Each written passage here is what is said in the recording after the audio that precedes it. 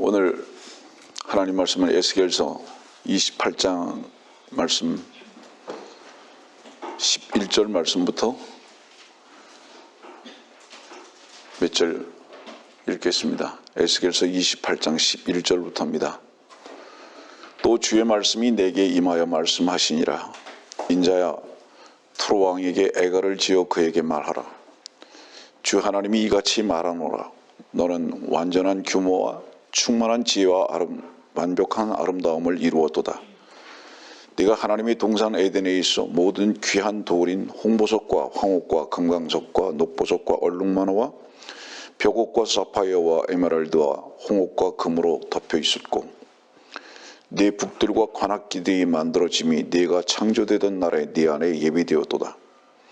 너는 기름 부음을 받은 덮는 그룹이라. 내가 너를 그렇게 세웠더니 내가 하나님이 거룩한 산 위에 있었고 내가 불의 돌들 가운데를 위아래로 걸었도다.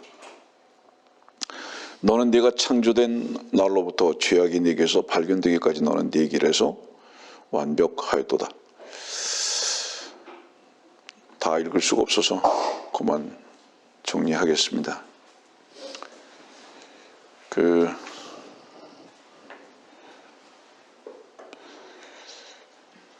14절의 말씀을 보면 이런 말씀이 있어요. 너는 기름 부음을 받은 덮는 그룹이라.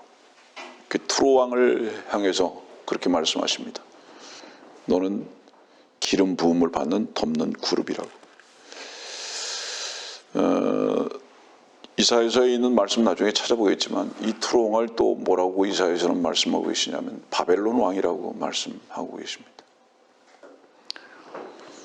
요한계시록에 우리가 공부를 하게 되는 시간이 있다면 자세하게 말씀을 드리겠지만, 예를 들어서 페르시아나 그 다음에 그리스나 이런 나라들이 전 세계를 통치했던 것들을 여러분들은 보게 될 겁니다. 우리 창세기 11장 같은 경우에도 보면 이제 시날 땅이 나오고 거기에 이제 님롯이라는 존재가 나옵니다. 이런 모든 부분들이 사실은 이 트로 왕과 연결되어지는 하나의 가계도입니다. 현재적인 위치에서 볼 때는 이 트로 왕, 바벨론 왕이 계시록 17장과 18장에 바벨론이 나오는 것을 기억하실 겁니다. 지금 현재적인 상황에서 볼 때는 이 트로 왕이 어떤 모습으로 나타나 존재하고 있느냐 하면 바티칸의 수장으로 나타나 있는 겁니다. 이것은 나의 주장이 아니고 여러분들이 성경을 조금이라도 관찰하고 공부하다 보면 부인할 수 없는 사실로 드러날 겁니다. 오늘 그 부분에 대해서도 물론 공부하겠지만, 그 대한민국의 대통령이라는 사람이 자기 재임 기간 동안에 바티칸을 2번이나 방문하게 되는 거예요. 우리나라의 현실입니다. 그 대한민국의 대통령이라는 사람이 이 로마 가톨릭에 깊이 심취해 있기 때문에 결국은 이런 부분들이 어리석은 사람들의 참 그 멸망의 선택의 길입니다. 우연치 않게도 세계 최 강대국이라는 미국의 대통령 바이든도 가톨릭에 가장 깊이 심취되어 있는 대통령입니다. 결코 우연이 아닙니다, 여러분들. 주께서 오실 날이 가까웠다는 분명한 증거 중에 하나인데요.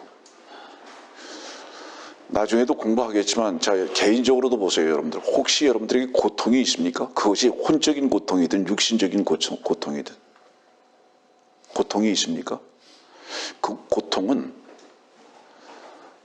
사실은 어원의 입장에서 볼 때는 산고라는 단어하고 그 의미가 같은 것을 출발합니다. 산고는 뭐죠? 산고는 여인이 아이를 낳기 전입니다. 그게 최고의 고통이잖아요. 지금 전 세계가 고통 중이고, 혹시 여러분들이 개인적으로 고통 중에 있는 부분이 있다면 참 생명의 주께서 여러분들에게 나타나시거나 재림의 주님이 오실 때가 가까웠다는 것을 의미하는 겁니다.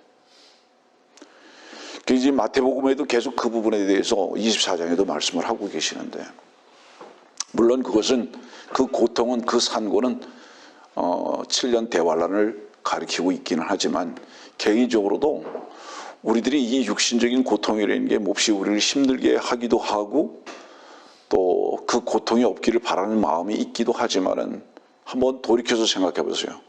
우리들의 아픔은 주님을 얻고 성숙하게 하는데 밑거름이 항상 되어 왔다는 것을 우리는 이미 경험하고 있습니다. 주님의 그 받으신 그 큰 고통으로 인해서, 십자가의 고통으로 인해서 우리는 생명을 얻었듯이, 그래서 이 고통이라는 단어와 산고라는 이 단어가 어두의 입장에서 볼 때 같은 곳에서 출발하는 것을 우리가 볼 수가 있는데, 지금 여기 우리가 에스겔서 28장 14절에 너는 기름 부음을 받은 덮는 그룹이라 이렇게 말씀을 하고 있는데, 기름 부음을 받았다면 투로 왕, 바벨론 왕, 이 존재에게 기름 부으신 분이 계실 거 아니에요. 이 분명히 기름 부음을 받았잖아요. 그러면 그에게 기름을 부어주는 존재가 계실 거란 말이죠. 누굽니까? 이게 하나님이란 말이죠. 그러면 기름을 부었다는 것은 우리가 두 가지 측면에서 생각해 봅시다. 하나는 왕의 측면이 있고 이제 제사장의 측면이 있어요. 그래서 지금 바티칸 교황이 이 두 가지를 다 하려고 그러는 거잖아요. 말이에요. 그 바티칸 교황은 정치적으로도 그야말로 지난번에 우리가 공부했듯이 느부갓네살 왕같이 지금 전 세계에서 활동하려고 그런 어떤 욕심을 부리고 있는 거죠. 자기가 최고가 되려고 그러는 거죠. 뿐만 아니라 뭐예요? 종교적으로도 자기가 머리가 되려고 하는 거예요. 대제사장의 위치에 있으려고 하는 거죠. 이 두 가지를 다 가지려고 그러는 거예요. 기름 부음을 받았다. 이건 분명히 히브리어 입장에서 볼 땐 메시아고요. 그 다음에 헬라어 위치에서 볼 땐 그리스도입니다. 그러니까 기름 부음을 받았다는 것은 그리스도거든요. 그럼 하나의 그리스도예요. 그리스도 중에 하나라 이 말입니다. 그래서 그 이름이 적그리스도인 이유가 뭔지 아세요? 참된 유일한 그리스도이신 주님을 대적한다 이 말이에요. 어떻게 대적하느냐? 모방해서 위조로 대적한다 이 말이에요. 예. 그러니까 이 적그리스도가 하는 모든 행태는 그리스도를 모방해서 그리스도의 적으로 서는 겁니다.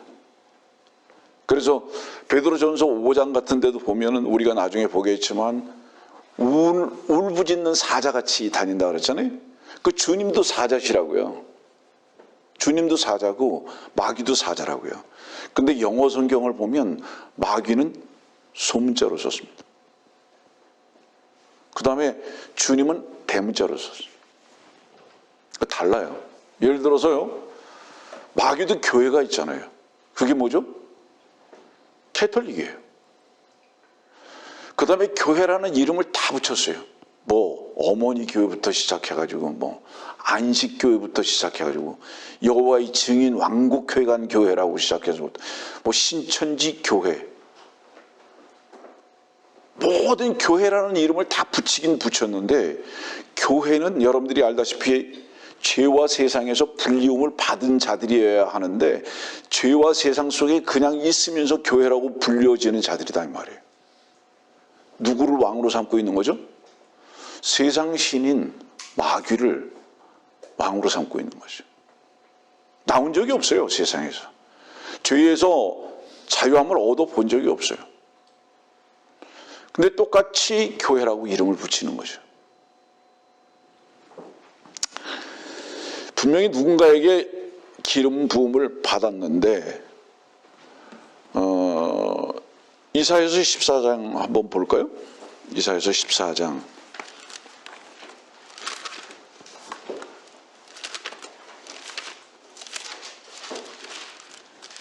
14 13장서부터 계속 이제 이거 바벨론이 나오는데요. 우리 한번 그 이사야서 14장 4절 말씀 보면 너는 바벨론 왕에 대하여 이 잠언을 지어 말하기를 압제자가 어찌 그쳤으며 황금의 성읍이 어찌 그쳤는가 하리라.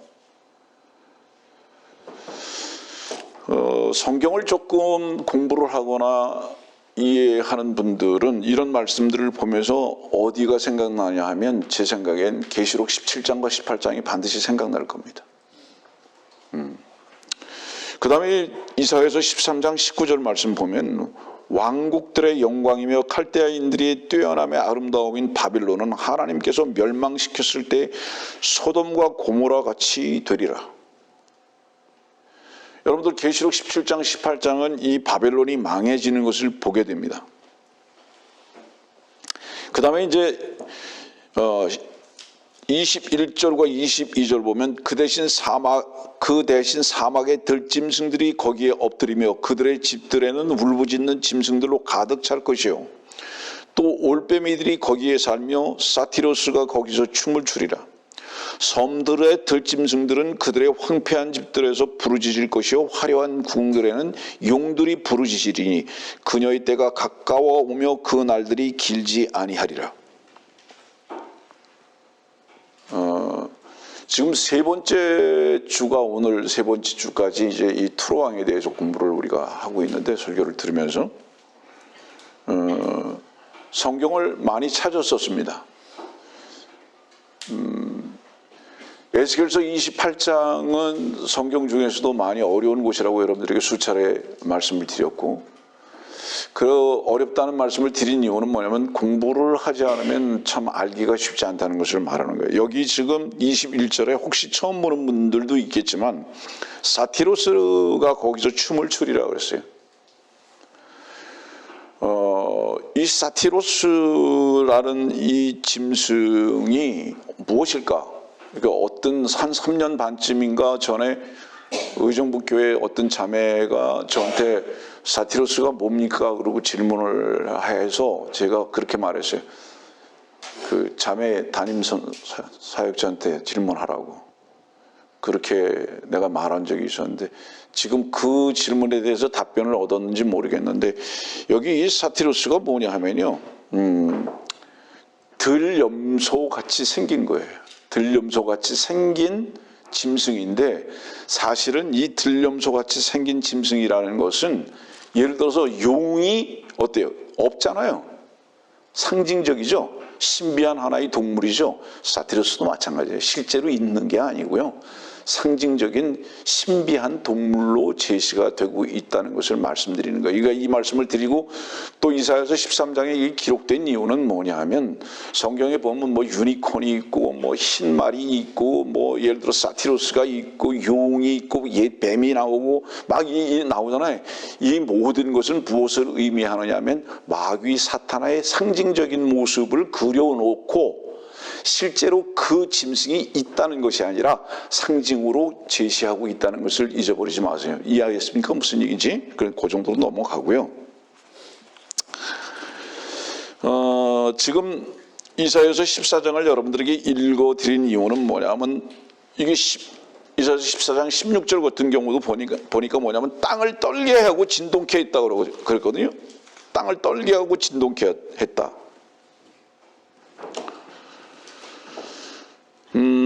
이사야서 14장에서 우리가 2주 전에 어떤 존재를 보면서 시작했죠? 아침의 아들 루시퍼, 그죠? 루시퍼. 이 루시퍼가 땅으로 떨어졌을 때에 존재가 투로 왕으로 존재하는 겁니다. 이해하시겠어요? 루시퍼는 창조됐을 때에 타락하기 전의 이름이에요. 그리고 그 이름은 사실은 그 기능은 무엇이었느냐? 기능은 덮는 그룹이었어요. 그리고 여기 말씀 14절 다시 봅시다. 13절 에스겔서 28장 13절 그 끝에 보니까 내 북들과 관악기들이 만들어짐이 내가 창조되던 날에 네 안에 예비되었도다. 여기 네 북들과 관악기들이 만들어졌다 이렇게 얘기하고 있는데, 창세기 4장을 보면 이 부분은 좀 봐야 할 필요가 있겠죠. 창세기 4장 한번 봅시다.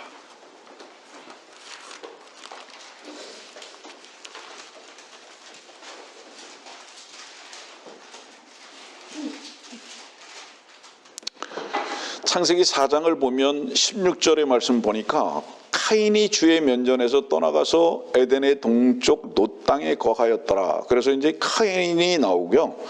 그 밑으로 내려가면 21절에 이 말씀이 나와요.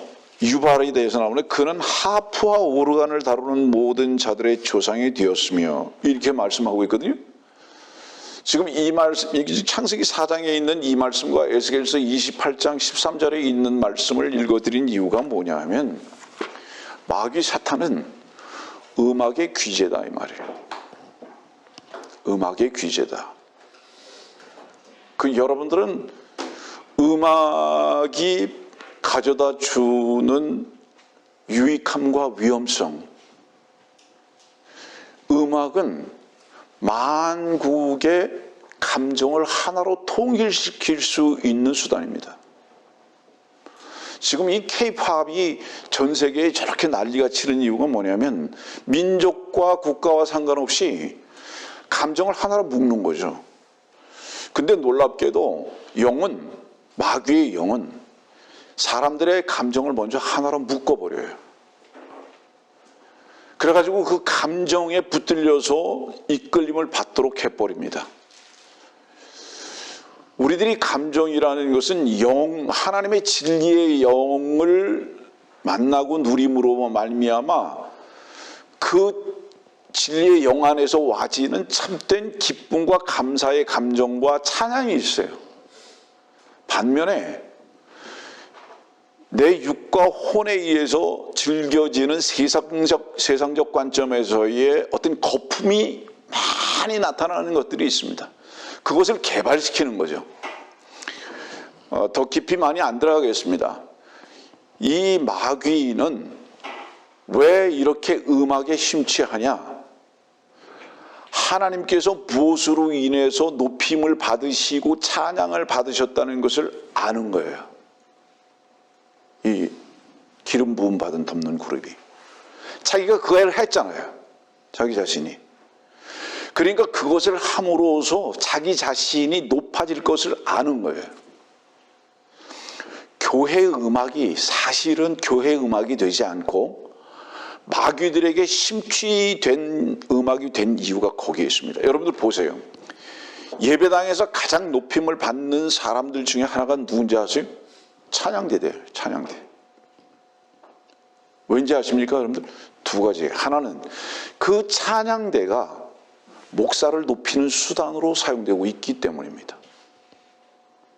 우리 교회가 찬양대를 아예 쓰지 않는 이유가 뭐냐면 그런 데 있는 거예요. 거의 특송 같은 경우도 우리 교회는 하지 않는 이유가 그런 데 있는 겁니다. 왜냐하면 잘못하면 이 모든 것들이 설교하는 설교자나 목사들을 높이는 수단으로 사용되는 것을 너무 많이 봐왔을 뿐만 아니라 마귀가 그것을 노리고 있기 때문입니다. 그래서 많은 경우에 타락한 교회일수록 찬양대에 집중합니다. 두 번째, 음악을 통해서 사람들의 감정을 하나로 묶어버립니다. 근데 얼마나 무서운 것인지 아십니까? 이것이 진리의 영광에 의한 감사와 찬양이 아닌 것은 결국은 그 머리인 마귀에게 붙들버리게 만들어버리는 수단으로 사용돼 버립니다. 저는 이런 부분에 대해서 몹시 민감하고 사실은 심각합니다. 제가 종종 마귀는 찬양 가운데 역사한다라는 말을 하는 이유가 거기 있는 거예요. 자, 그 정도로 넘어가고요. 그래서 이제 분명히 창조 때에는 루시퍼였는데 이 땅에 떨어지면서 그 이름이 투로 왕 혹은 바벨론 왕 이런 왕으로 이제 바뀌어져 버린 거죠. 처음에는 이 루시퍼가 영적인 이유로 만들어진 거잖아요. 그 영적인 이유라는 건 뭐죠? 여러분들? 하나님을 높이는 거잖아요. 근데 땅에 떨어지면서 이 영적인 것도, 타락한 영적인 것도 가지고 오고, 그 다음에 땅에 떨어지면서 이 땅을 탈취한 거죠. 누구로 말미암아? 아담이 왕이었잖아요. 그 아담을 속임으로 말미암아 이 땅을 탈취해서 땅의 왕이 돼버리고 만 거예요. 그것이 지금 어디에 앉아 있습니까? 그것이 바티칸에 앉아 있는 거예요. 그리고 그 바티칸에 앉아 있는 그 타락한 왕은, 하나님의 위치에서 볼 때 타락한 왕은 자기가 평화의 왕이에요.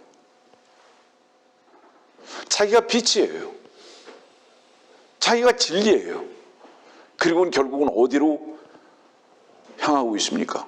예루살렘으로 향하고 있는 거죠.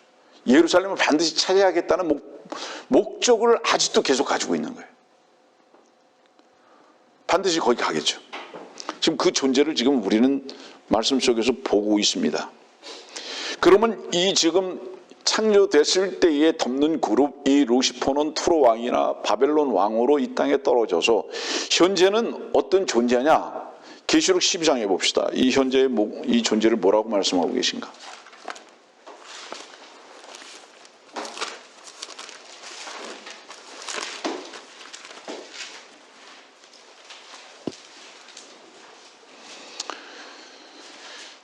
계시록 12장 9절입니다.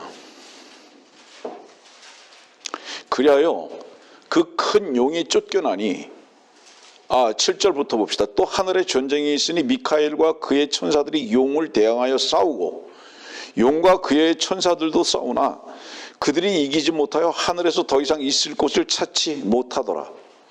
그리하여 그 큰 용이 쫓겨나니 그는 마귀라고도 하고 사탄이라고도 하는 옛 뱀 곧 온 세상을 미혹하던 자라. 그가 땅으로 쫓겨나고 그의 천사들도 그와 함께 쫓겨나더라. 여러분들 어떻게 미혹했습니까? 최초의 미혹은 하나님의 말씀을 가지고 미혹했습니다. 창세기 3장 1절부터. 그죠? 그러면 반드시 성경에서의 미혹은 전제가 무엇이냐 하면 하나님의 모습으로 나타나야 하고 하나님의 말씀을 인용해야 합니다. 이게 간교한 겁니다. 바로 이 미혹이라는 거예요. 미혹은 다른 면에서 볼 때 뭐라고 우리가 표현할 수 있죠? 카피된 겁니다. 모방된 겁니다. 여러분들 그 위선이라는 것을 마태복음 23장에서 종교인들에게서 계속 주님께서 마태복음 23장에 종교인들을 위선자들이라고 계속 책망하시는 이유가 뭔지 아십니까? 위선은 카피입니다. 모방입니다. 어떤 카피고 어떤 모방이냐면 자기가 하나님과 같이 보이려고 하는 시도입니다. 위선이. 왜냐하면 선한 이는 하나님 한 분뿐이신데 그것을 위장하는 것을 위선이라고 하는 거예요. 내가 선한 하나님입니다 라고 나타나 보여주고 싶은 모습을 누가 하는 겁니까? 종교인들이 하고 이 세상 모든 사람들이 다 그렇게 한다 이 말이에요. 그 이유가 무엇이냐? 지금 계시록 12장에 그 이유를 말씀하시는 겁니다. 옛 뱀 곧 온 세상을 미혹하던 자라. 어떻게 미혹하냐 이 말이에요. 종종 말씀을 드리지만은 오사마 빈 라덴은 미혹하지 않습니다. 김정은이는 미혹하지 않아요. 쿠바의 카스트로도 미혹하지 않습니다. 누가 미혹하냐? 평화의 사도같이 보이는 존재가 미혹하는 존재다 이 말이에요. 그래서 종교적인 입장에서 볼 때, 하나님의 위치에서 볼 때는 오사마 빈 라덴보다 바티칸의 수장이 훨씬 무서운 존재다 이 말입니다. 거기에 전부 다 미혹당해서 속고 있다는 것을 말합니다. 자, 그가 이제 땅으로 쫓겨나고요. 미혹하는 옛뱀, 미혹하던 자가 땅으로 쫓겨나고 그의 천사들도 그와 함께 쫓겨납니다. 지금 현재는 뭐죠? 그러니까 옛뱀 곧 용이다 이 말입니다. 용. 그럼 이 용이 있느냐? 이 용 없어요 지금. 아까도 말씀드렸잖아요. 사티로 올 수 없다고요. 지금 이 용도 없어요. 근데 이 용을 뭐라고 표현하는지 아십니까? 이 용을 짐승이라고 성경에서는 표현하는 거예요. 우리 계시록 그 뒤로 넘어가 봅시다. 계시록 19장의 말씀 보면 19장 19절이에요. 또 내가 보니 그 짐승과 땅의 왕들과 그들의 군대가 그 말탄분과 그의 군대에 대적하여 전쟁을 하려고 다 함께 모였더라. 그러나 그 짐승이 잡히고, 그 밑으로 내려갑니다. 그는 짐승과 더불어 그 짐승의 표를 받은 자들과, 이 짐승이 누구죠? 결국은 적그리스도란 말이에요. 계시록 13장으로 넘어가서 나중에 찾아보겠지만 이 분명히 적그리스도인데 이 짐승의 표를 받는단 말이죠. 그러면 이 짐승은 어떤 존재로 나타나느냐? 분명히 용인데 사람이라 이 말이에요. 분명히 용인데 사람이라 이 말이에요. 그러니까 그 사람을 용으로 표현하고 짐승이라고 표현하는 이유가 뭐냐 하면, 하나님을 대항해서 독립된 존재에서 강력한 능력을 가지고 사람들을 미혹하고 있기 때문에 그렇게 표현하고 계시다 이 말이에요. 이해하겠습니까? 그게 사실은 사람으로 나타났다 이 말이에요. 그 다음에요, 베드로전서 5장을 한번 봅시다. 베드로전서 5장.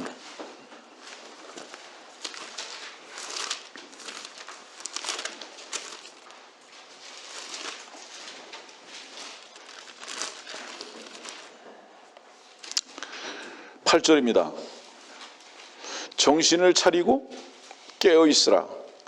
이는 너희의 대적 마귀가 울부짖는 사자처럼 삼킬 자를 찾아 두루 다니기 때문이니라. 전제가요, 정신을 차리고 깨어있으랍니다. 전제가. 그렇지 않으면 대적 마귀가 울부짖는 사자처럼 삼킬 자를 두루 찾아다니는데, 정신을 차리지 않고 깨어있지 않으면 다른 표현은 무슨 말이죠? 마귀의 먹잇감이 된다 이 말이죠. 마귀의 먹잇감이 된다. 이 부분은 잠시 여러분들에게 설명드릴게요. 마귀의 먹잇감이 뭔지 아십니까? 피입니다. 여기 정신을 차리고 깨어있으라고 하시는 이 말씀 속에서 성경의 모든 말씀들의 연결고리는 뭔지 아세요? 깨어있지 못하는 이유는 뭐냐면 네 자신의 피에 취했기 때문이라 이 말이에요. 그게 성경에 이 포도주를 계속 말씀하시잖아요, 여러분들. 이 독포도주입니다, 이게. 신명기 32장에 나오고 있는 독사의 포도주예요.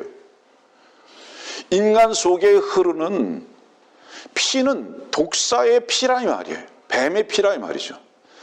여기에 취해 있으니까 정신을 못 차린다 이겁니다. 그런데 사실은 사람들이 가장 정신을 못 차리는 게 뭔지 아십니까? 피의 요구는요, 우리에게 뭐라고 말하는지 아십니까, 여러분들? 잘 보여, 착하게 보여, 선하게 보여. 사람들에게 손가락질 당하지 않도록 행동 똑바로 해.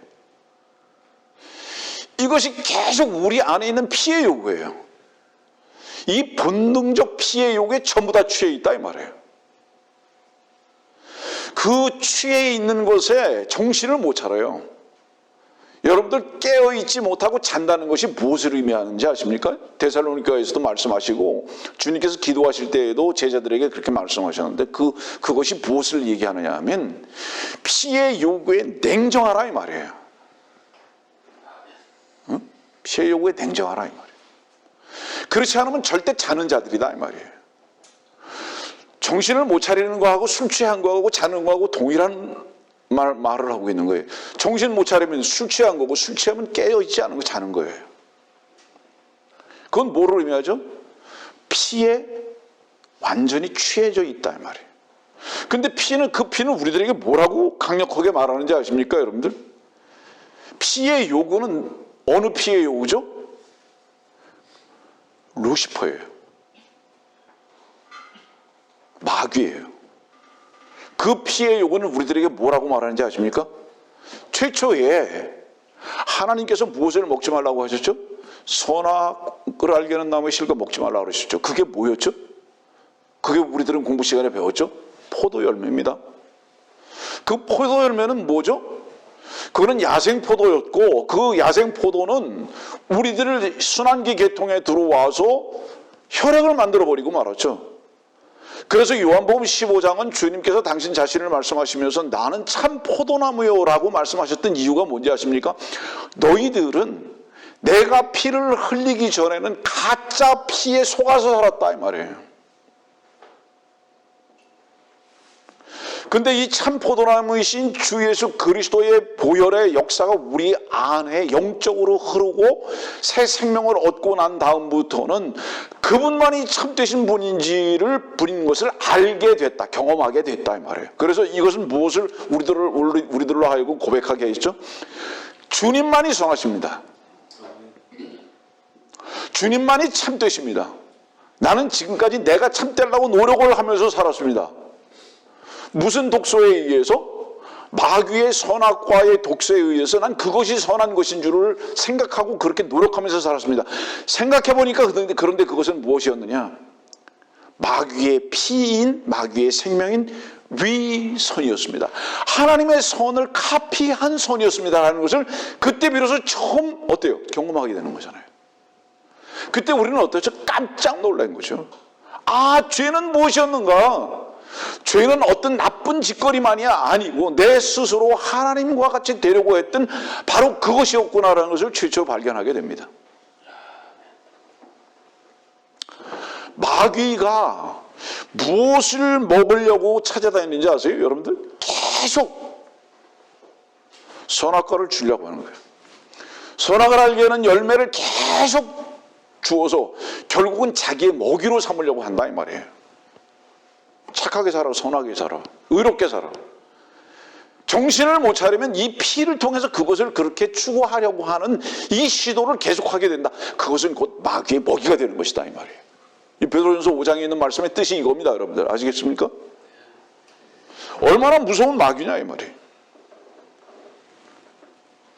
왜냐하면 그는 그 자신을 아까부터 말씀드리지만 모조품으로서 변형된 존재로서 존재하기를 원하기 때문에, 그래서 우리 고린도후서 11장 14절 같은 경우는 뭐 찾을 필요 없어요. 자신을 빛의 천사로 위장한다고 그랬잖아요. 어떤 사람들은 그렇게 질문하더라고요. 창세기 3장 1절에 뱀이 이브에게 나타날 때에 어떻게 빛의 후광을 가지고 나타났다고 얘기할 수 있느냐라고 질문하는 사람들이 있어요.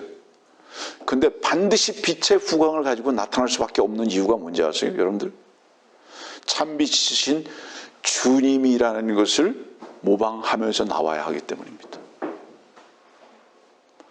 그렇기 때문에 이브에게 등장했을 때 그는 빛의 후광을 가지고 나타났을 뿐만 아니라 분명히 남성으로 나타난 거예요. 누구의 모습을 정확히 카피했죠? 주 예수 그리스도를 정확히 카피하고 나온 겁니다.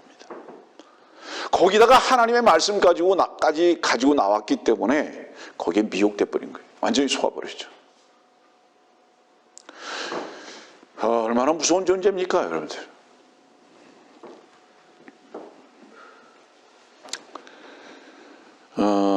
우리 참고적으로 욥기 41장 같은 경우도 한번 봅시다. 욥기 41장.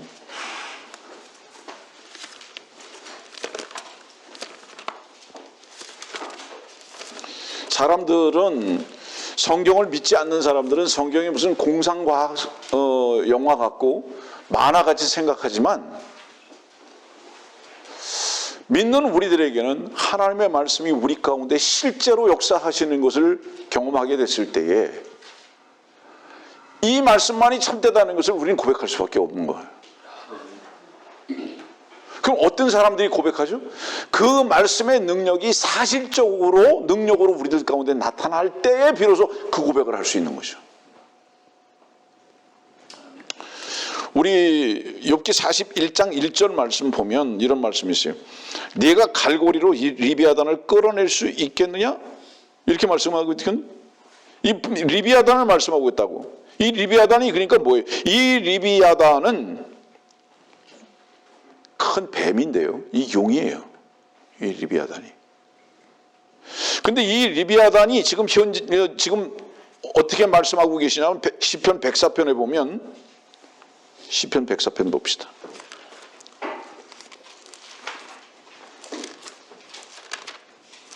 다시 한번 말씀드립니다.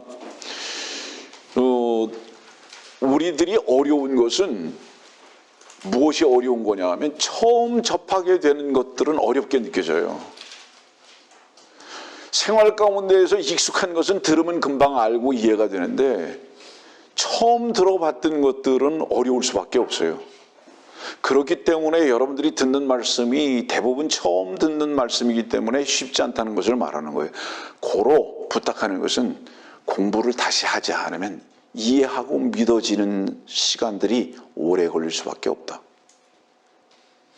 이 리비아단을 시편 104편에서는 뭐라고 말씀하고 계시냐면 25절 봅시다. 이 크고 넓은 바다가 그러하오며 그 속에 기어다니는 것들 즉 크고 작은 짐승들은 셀 수가 없나이다. 거기에 배들이 다니며 리비아단이 있으니 주께서 거기서 노니게 하신 것이니이다. 이 리비아단이 여기 지금 나오거든요. 넓은 바다가 나옵니다. 여기 지금 25절을 보니까. 성경을 모르는 사람들은 성경에서 나오는 바다들은 태평양, 인도양, 대서양 뭐 이런 정도에 밖에 모르죠. 그러나 지금 성경에 나오고 있는 이 바다는 그런 바다가 아니에요. 여기에 이 넓은 바다는 하늘을 세 하늘로 나누지 않습니까? 첫째 하늘, 둘째 하늘, 셋째 하늘로 나누는데 이 둘째 하늘에 그 넓은 물층을 말하고 있는 거예요. 지금 현재는 어떻죠? 절대 영도에 의해서 얼어있는 바로 그 물층이에요. 그 지금 물이 절대 영도에 의해서 얼어있는 거예요. 그래서 현재적으로는 그 얼어있는 그 얼음이 무엇과 같이 보이느냐? 수정과 같이 보이는 거예요. 그래서 이 말씀을 계시록 4장은 이렇게 표현하고 있는 거예요. 지금 계시록 4장 봅시다.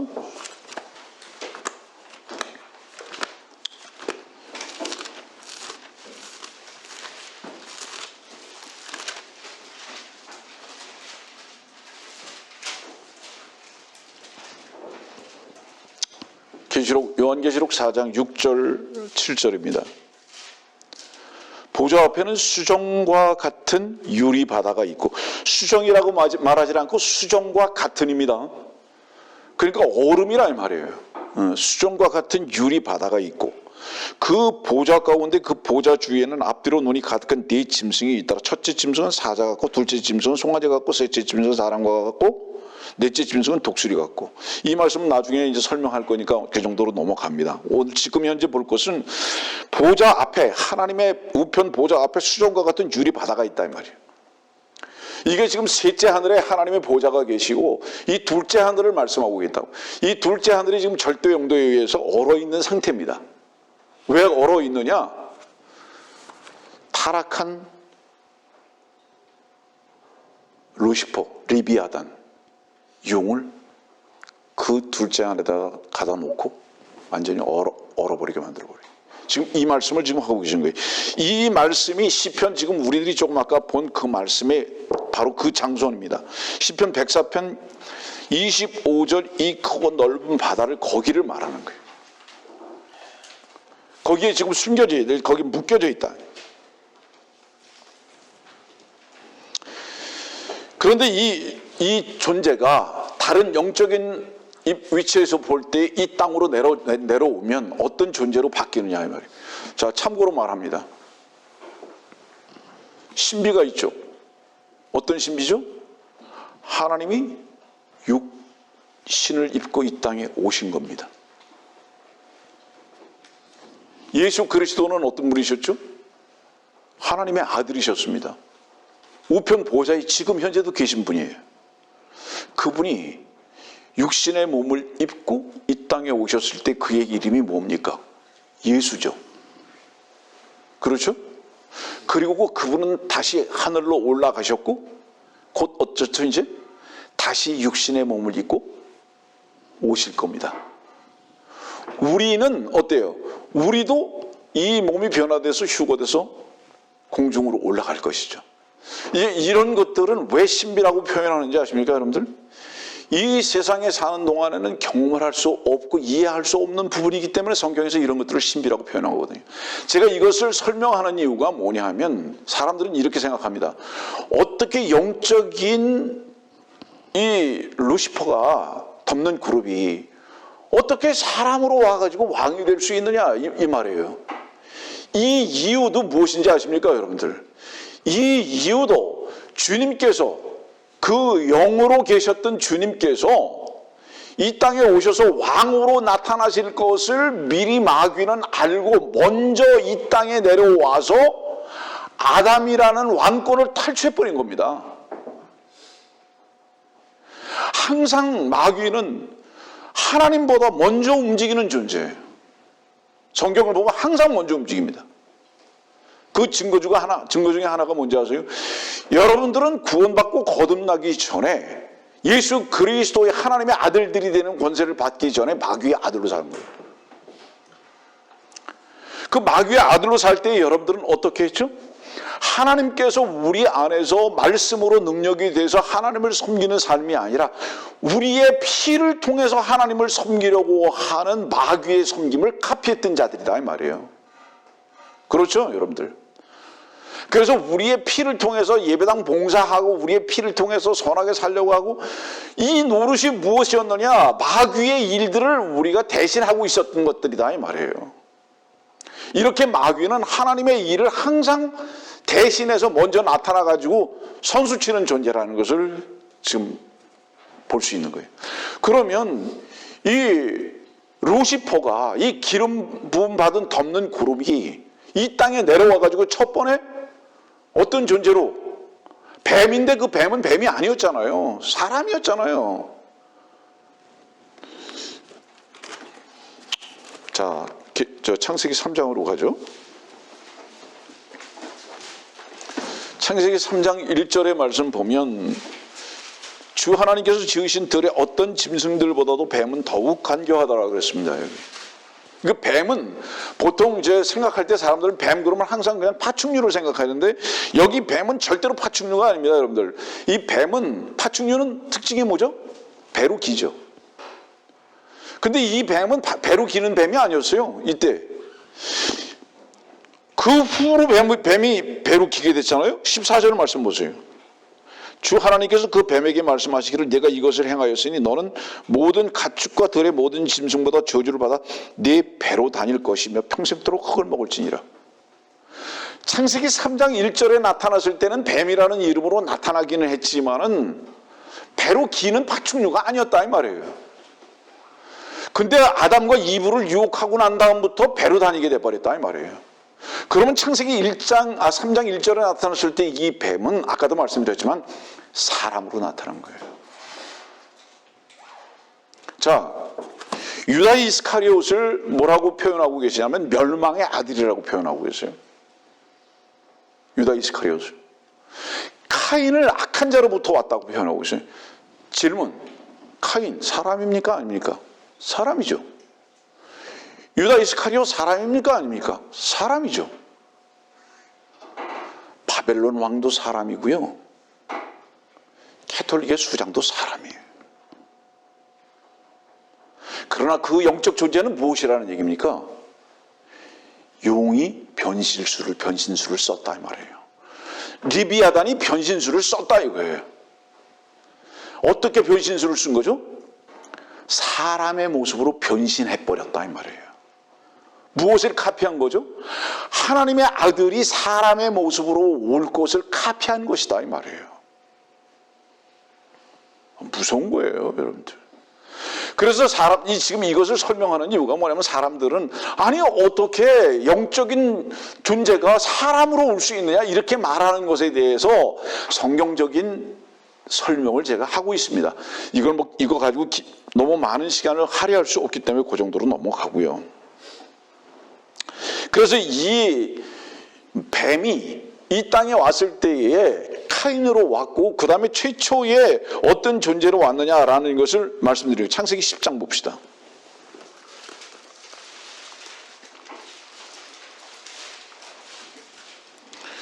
오늘 어차피 이 말씀에 대해서는 그 에스겔서 28장과 이사야서 14장이 연결된 이 트로 왕에 대해서는 오늘 정리를 좀 해야 되겠어요. 왜냐하면 계속 이 말씀을 가지고 여러분들에게 전할 수는 없기 때문에. 창세기 10장의 말씀을 보면 8절 말씀 보겠습니다. 쿠스가 또 림롯을 낳았으니, 이 쿠스는 함의 아들입니다. 다시 말하면 흑인이에요. 쿠스가 또 nim롯을 낳았으니 그가 세상에서 처음으로 힘센 자가 되었더라. 그가 주 앞에서 힘센 사냥꾼이었으므로 사람들이 말하기를 주 앞에서 nim롯 같은 힘센 사냥꾼이라 하더라. 그의 왕국의 시작은 시날 땅에 있는 바벨과 에렉과 아캇과 칼레에서였으며, 여기 지금 nim롯이 나오는데 시날 땅이라는 10절의 말씀 보니까 그의 왕국의 시작은 시날 땅이라고 이렇게 나와 있습니다. 근데 그게 힘센 사냥꾼입니다. 두 번이나 지금 9절 말씀 보니까 힘센 사냥꾼 이렇게 나옵니다. 요거 말씀도 제가 설명을 해야 됩니다. 그 다음에 이제 11장으로 넘어가 보세요. 그 시날 땅인데요. 창세기 11장이에요. 2절입니다. 그들이 동쪽으로부터 여행을 하여 시날 땅에서 평원을 만나니 거기에서 거하였더라. 바로 이 시날 땅 여기가 그럼 어디냐? 9절 말씀 봅시다.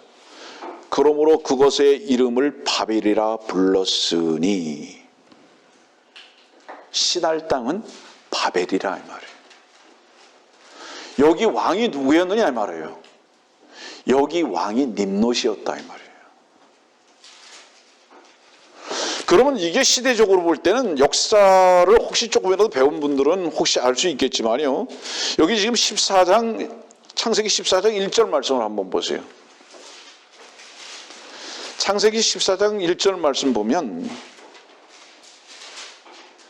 시날 왕 아무라펠의 때에, 여기 이렇게 나오거든요. 이 시날 왕 아무라펠은 혹시 여러분들이 세계사를 공부한 분들은 조금 알겠지만 이건 함무라비라는 사람이에요. 이 함무라비는 최초의 법전을 만든 사람입니다. 그래서 여러분들 세계사를 배운 분들은 함무라비 법전이라는 것을 공부해 본 적이 있을 거예요. 이때가 언제냐? 이때는 주전 2300년부터 약 2000년 전까지니까 지금으로부터 얘기하면 약 4300년부터 4000년 전 때의 이야기입니다. 아브라함은 함무라비와 같은 시대의 사람이고 시날 땅에 그 바벨의 왕이 있었을 때의 사람과 동일한 그 시대에 살고 있었다. 아브라함은. 그래서 그 사람하고 지금 싸우잖아요. 지금 아브라함이.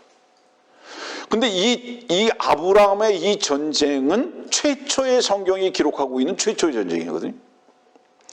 이 최초의 전쟁은 마지막 전쟁하고 정확하게 연결됩니다.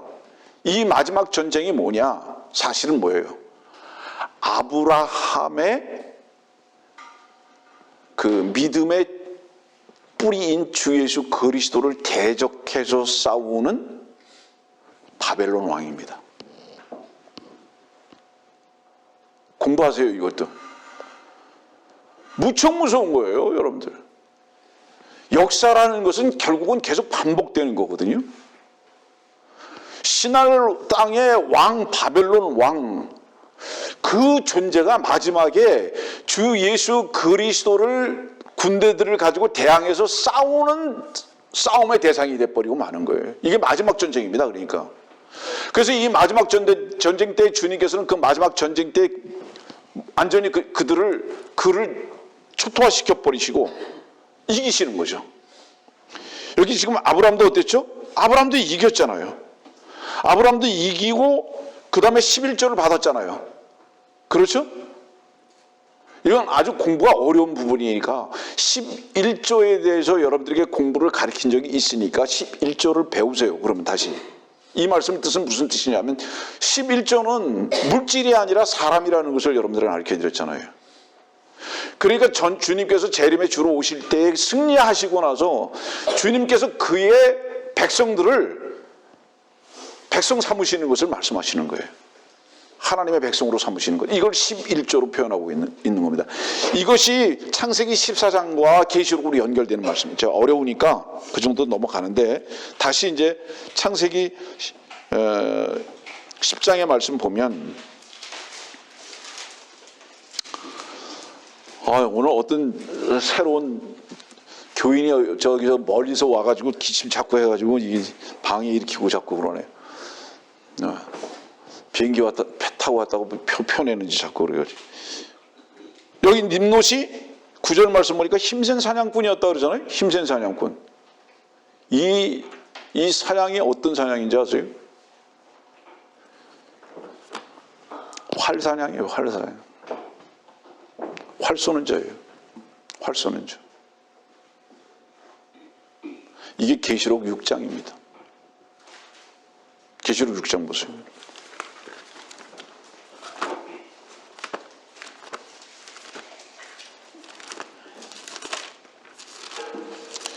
요한계시록 6장 보면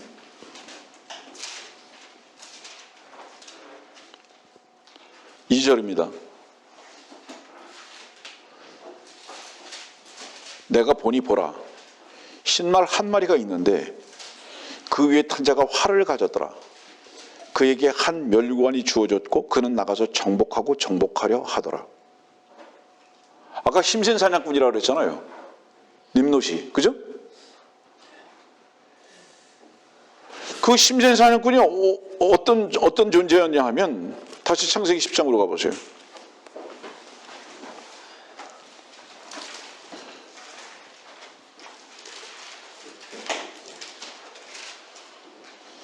무엇이 힘셌느냐 하면요, 힘센 증거가 무엇이냐? 왕국을 만든 거예요. 어떻게 만들었느냐? 이 활을 쏴서 만든 거예요. 왕국을. 그러면 계시록 6장의 이 활은 어떤 활이냐? nim롯이 썼던 활이에요. 이 nim롯이 썼던 이 활이 뭔지 아세요, 여러분들? 자, 이 활은요, 꼭 한 번 뺏기 쓸 수 없었습니다, 사실은. 이 활은 어떤 활이냐 하면, 오늘 여러분들이 처음 이 말씀을 아마 접하게 될 겁니다. 이 활의 화살은요, 이 활의 화살은 율법입니다.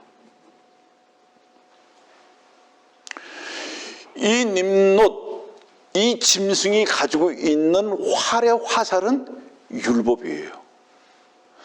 이 율법의 화살에 갈라디아서 3장 13절에 보면 주님께서 율법의 저주를 받으셔서 그 심장이 찌르신 겁니다. 그래서 그 율법의 화살을 가지고 예수 그리스도의 심장을 향해서 쏴버렸어요. 그것은 무엇을 의미하느냐 하면 율법의 저주를 그분이 받으셨다 이 말이에요. 다른 의미로 이 말씀에 대한 설명을 좀 할게요. 이 힘센 사냥꾼은 사람들에게 어떻게 힘센 것으로 나타나느냐 이거예요. 여러분들이요, 나같이 평화로워야 합니다. 여러분들이요, 나같이 선해야 합니다. 여러분들이요, 나같이 착해야 합니다. 나는 평화를 가져오는 존재 아닙니까? 여러분들을 잘 살게 하는 자들 아닙니까? 인류애를 나타내 보여주고 있는 존재가 아닙니까? 라는 인류애적인 면을 가지고 사람들을, 아까 우는 사자와 같이 목을 삼킬 자를 찾는 바로 그 사자 말했잖아요, 여러분들. 무엇을 가지고 삼킨다 그랬습니까, 여러분들? 인간의 피의 요구를 가지고 삼킨다 그랬잖아요. 이 힘센 사냥꾼이 그 힘센 활이 있어요. 사람들에게 가장 힘을 쓰는 게 뭔지 아세요, 여러분들? 선하게, 착하게, 아름답게. 인류애를 가지고. 근데 성경은 뭐라고 말씀하시는지 아세요? 선한 이는 하나도 없고요. 주님 한 분뿐이시고요. 하나님 한 분뿐이시고요. 사람들은 다 거짓되다 그러시고요. 사람을 뭐라고 표현하면 악하다고 표현하는 거예요. 여러분들 오해하지 마세요. 제가 종종 기회에 있을 때마다 개새끼는 목욕을 하고 향수를 뿌려도 개새끼고, 돼지 새끼는 아무리 예쁘게 해놔도 돼지 새끼라고 하는 이유가 뭔지 아세요? 하나님께서 사람들을 악하다고 표현하셨던 것은 인간이 아무리 포장을 하고 선하게 살려고 그래도 하나님께서는 악하다고 평가하신다는 이 말씀을 하시는 거예요, 여러분들. 근데 이것을 사람들을 자꾸 선한 인간으로 만들어버리게 해버리는, 자 보세요. 마태복음 7장은 뭐죠? 이 흰말 탄 자가 마태복음 7장은 뭐로 나타나는 거예요? 나는 양이야 그러고 나타나잖아요. 근데 속에는 약탈하는 일이다 이 말이에요. 여러분들이요, 나와 여러분들 모든 사람들은 양같이 보일지는 모르지만 속에는 전부 다 약탈하는 일일 뿐이다 이 말이에요. 악하다 이 말이야. 짐승들이다 이 말이에요. 그런데 우리는 자꾸 옷만 입으려고 한다 이 말이에요. 이렇게 이런 주장을 가지고 사람들을 전부 다 어때요? 자기 먹이를 삼아버린 자, 이게 심산사냥꾼이다 이 말입니다. 이 흰말 탔어요 이 자가. 흰말을 탄 건 뭐예요? 아, 나는 흰 양과 같은 존재야. 난 평화로운 존재야. 나는. 여기에 전부 다 정복당하더라 이 말이에요. 전부 다. 그러니까 거기 가서 절하고. 개새끼가 개새끼한테 가서 절하는 거예요. 원래 개새끼가 개새끼 잘 알아보잖아요.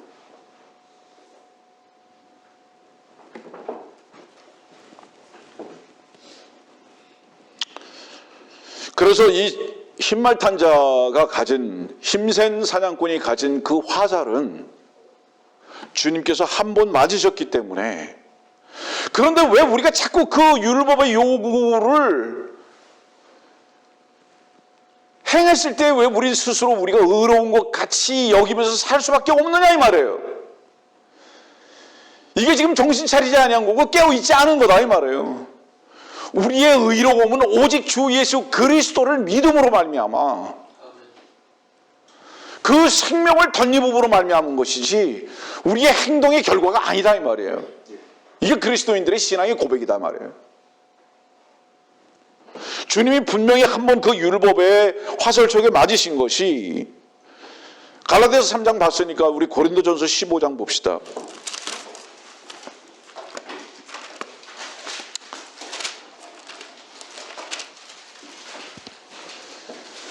밖에서 말씀을 들으시는 분들이 이 말씀을 얼만큼 이해하고 믿고 받아들이실지 모르지만 정말로 안타까운 마음이 생기는 이유는 뭐냐면 말씀을 들을 줄 아는 귀가 오늘 형제의 기도같이 없다 이 말이에요. 고린도전서 15장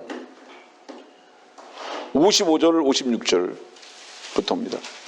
오 사망아 너희 쏘는 곳이 어디 있느냐? 오 음부야 너희 승리가 어디 있느냐?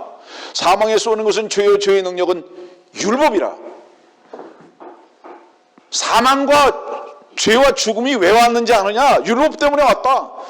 근데 이 율법의 저주를 주님께서, 그 화살의 저주를 주님께서 받으셨다 이 말이에요. 자, 율법의 기능이 뭐죠? 이거죠. 선하게 살아 악하게 살지 마. 맞죠? 그렇죠? 선 악하게 살지 마. 뭐가 나오죠 이제 여기? 선악과 나오잖아요. 선하게 살아 악하게 살지 마. 선악과. 율법이에요. 그래서 그것을 지켜서 하나님한테 인정받으려고 하도록 만들어버렸다 이 말이에요. 마귀가. 근데 한 사람도 이 요구를 성취한 자가 없더라 이 말이에요. 주님 한 분 외에는. 그러다 보니까 다 지옥 가게 생겼죠. 주님께서 그 화살을 맞으신 겁니다.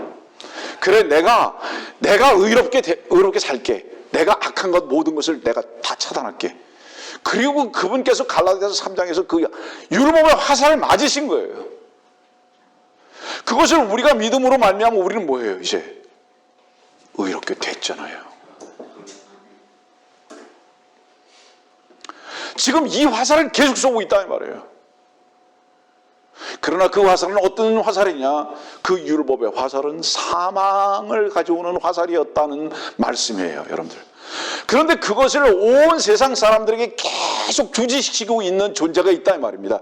이것이 기름 부음 받은 덮는 그루브이었고, 영적으로는 지금 현재는 뭐예요? 용이었으며 지금 현재는 어떻게? 바벨론 왕이며 지금 현재는 종교의 거두다 이 말이에요. 얼마나 무서운 일이냐 이 말이에요 이게. 이 존재의 토로 왕을 오늘 에스겔서 28장에서 우리가 마지막으로 공부를 하고 있는 거예요.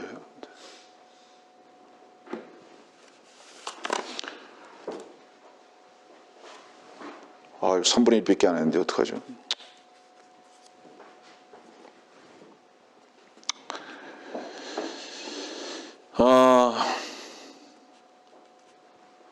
할 수 없죠 뭐.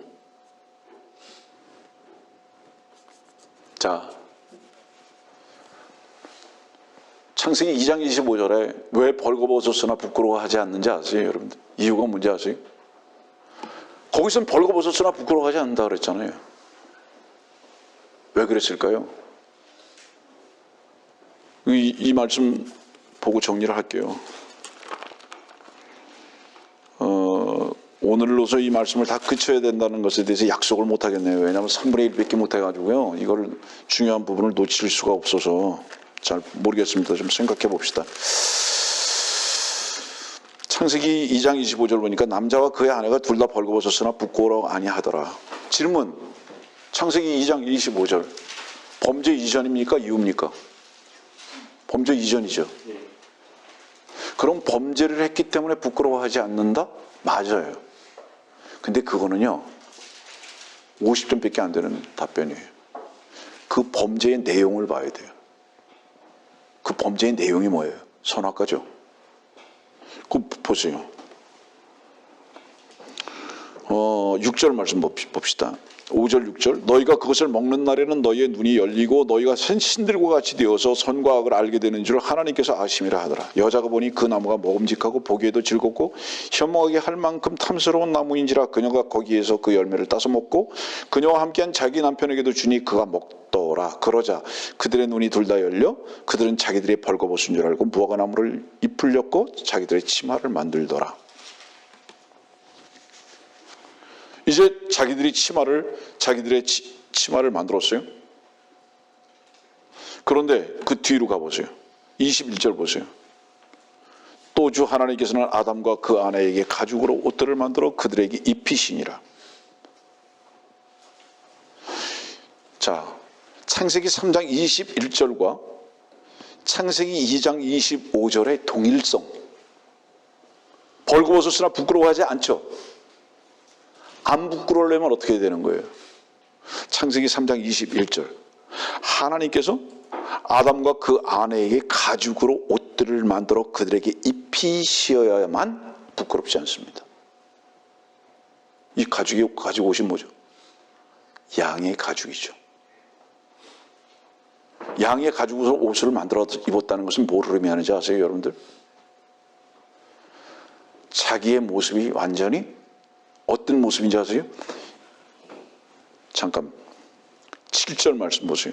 3장 7절 그러자 그들의 눈이 둘 다 열려 그들은 자기들이 벌거벗은 줄 알고 무화과 나무에 잎을 엮고 자기들의 치마를 만들더라. 중간에 이게 있어요. 벌거벗었으나 부끄럽지 않은 것과 21절에 가죽으로 옷들을 만들어서 입히신 중간에 자기들의 잎을 엮고 무화과 나무 잎을 엮고 자기들의 치마를 만들었어요.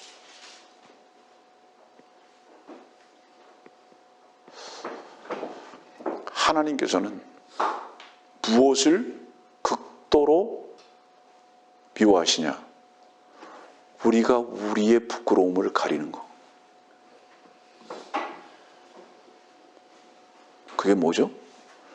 우리가 무엇인가를 해서 부끄럽지 않게 살려고 하는 그 노력을 말하죠. 왜 그렇게 살려고 했죠?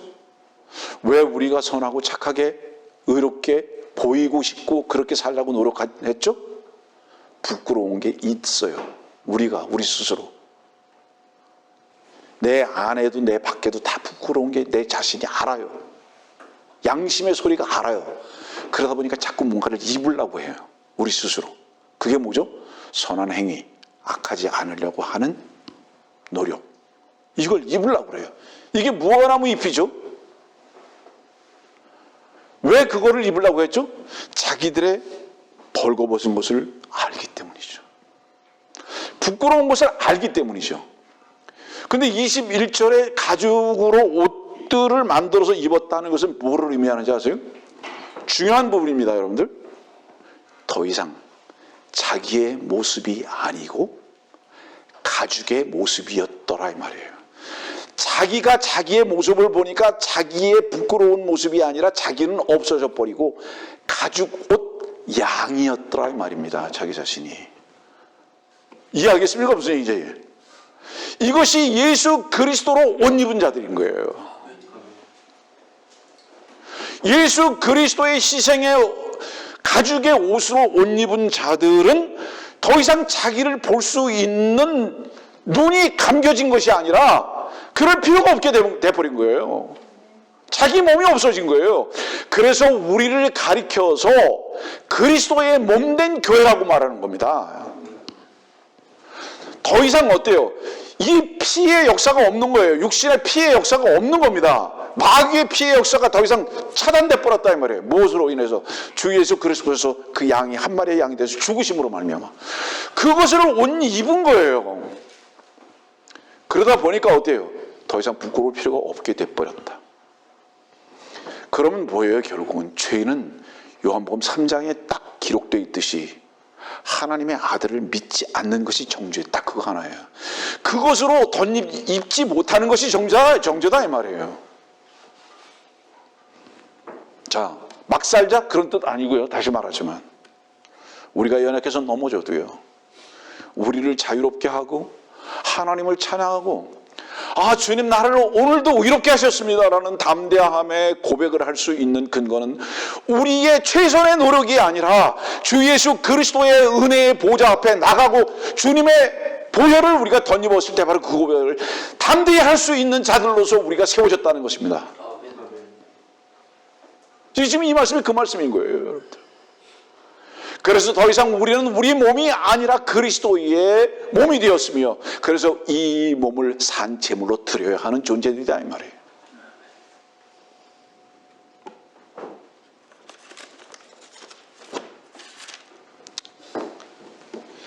그런 자들은 벌거벗었지만 더 이상 부끄러워지지 않습니다. 이 말씀을 잠언 27장에서는 뭐라고 말씀하고 계시느냐? 잠언 27장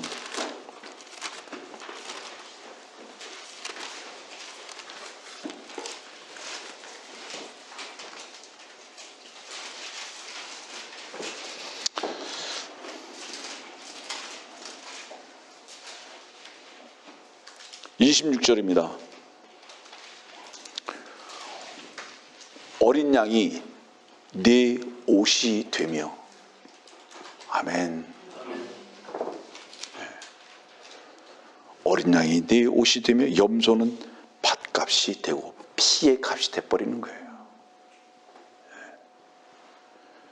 그래서 주의 희생의 옷, 양의 옷을 우리가 입게 된 겁니다.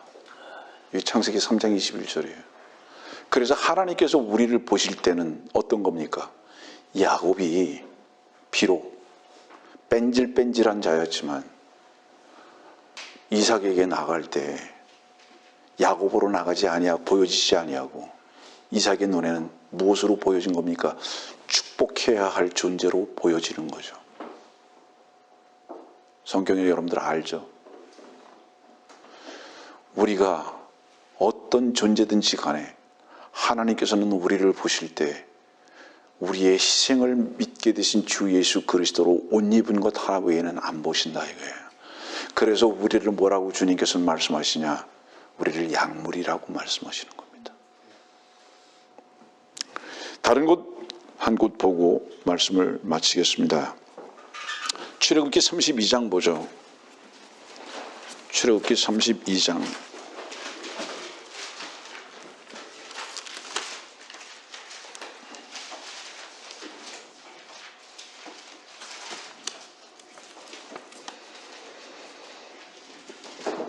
8절입니다. 그들이 내가 그들에게 명령한 그 길에서 급히 벗어났으나 그들이 자신들에게 주저한 송아지를 만들고 그곳에다 경배하며 거기에다 희생제를 바치며 말하기를 오 이스라엘아 이것이 너를 이집트 땅에서 데리고 나온 너희 신들이라 하였도다 하시고. 속지 마세요. 여러분들을 이집트라는 세상에서 불러낸 자는 송아지가 아니에요. 이 송아지는요, 바알신이에요. 이 송아지는 오히려 파라오예요. 근데 이 파라오 바알신을 송아지로 만들었어요. 이게 태양신이거든요. 이 지금 송아지 이 신이 태양신이에요. 바알신. 이거를 만들어 놓고, 그리고 이 세상 신이 자기들을 이집트에서 데리고 나왔대요. 이런 모순이 어디 있습니까, 여러분들? 왜 이렇게 됐느냐? 3절 말씀 보세요.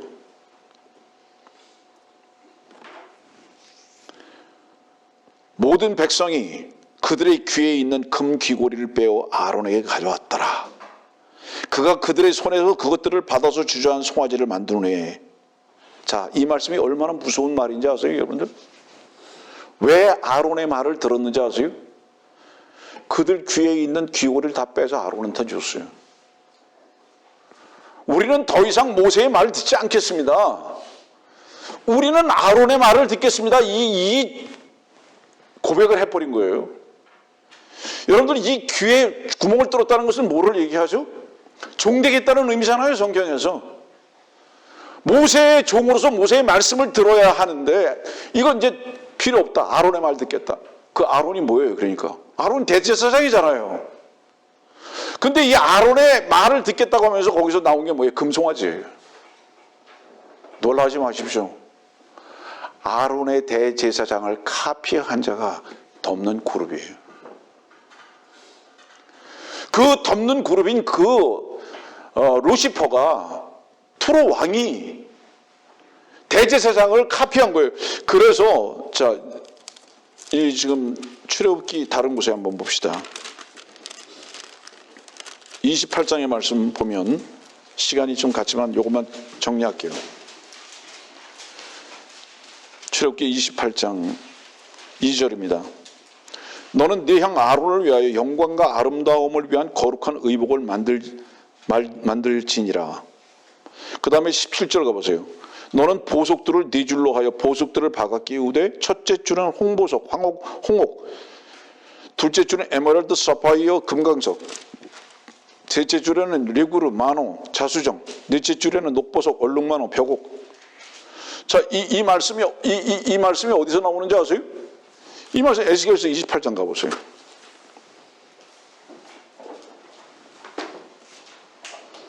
에스겔서 28장 13절의 말씀 보면 덮는 그룹. 근데 네가 하나님의 동산 에덴에서 모든 귀한 도리는 홍보석과 황옥과 금강석과 녹보석과 얼룩마노와 벽옥과 사파이어와 에메랄드, 홍옥과 금으로 덮여 있었고, 뭐를 말하는 거예요 지금? 그런데 이 존재가 분명히 뭐예요? 제사장이란 말이에요. 지금 하나님을 섬기는 자였단 말이에요. 누구를 카피하는 겁니까 지금? 대제사장을 카피하고 있어요. 그런데 이 존재가, 여러분들 히브리서에 보면 대제사장은 주 예수 그리스도예요. 대제사장이 하는 일이 뭡니까? 말씀 마칠게요. 대제사장이 하는 일이 뭡니까? 우리를 위해서도 지금도 어때요? 간구하시는 분이고요. 우리의 죄를 대신하신 분이시죠. 그분이. 로마 카톨릭의 수장이 뭐 합니까? 신부라는 놈들이 하는 짓이 뭡니까? 속죄권은 누가 팔았습니까? 여러분들 얼마나 무서운 일인지 아세요? 그런데 그 무서운 존재하고 온 세상 왕만이 아니라 기독교계조차도 어깨동무하면서 함께 손잡고 즐겨 뛰고 있습니다. 마지막 때 아닙니까, 여러분들? 나머지의 말씀을 여러분들에게 언제 전하게 될지 모르겠지만, 사실은 이제 다른 부분들을 좀 더 구체적으로 여러분들에게 설명하겠습니다. 3주에 걸쳐서 우리가 이 투로왕에 대해서 공부를 했는데, 지금 현재 이 존재는 바티칸에 있습니다. 수장으로. 근데 이 무서운 존재가 사람들의 눈에는 평화의 왕이고요, 하나님의 제사장이고요, 모든 사람들이 우러러보는 양의 목자 같은 모습으로 보여지고 있다는 것입니다. 온 세상이 다 미혹돼 버리고 말았습니다. 정신을 차리고 깨어서 하나님의 거룩한 성도들의 삶이 무엇인지 주의 말씀의 빛만이 우리를 인도하실 수 있습니다. 나중에 또 기회가 되면 이 말씀을 연이어서 배울 수 있도록 하겠습니다. 마칩니다.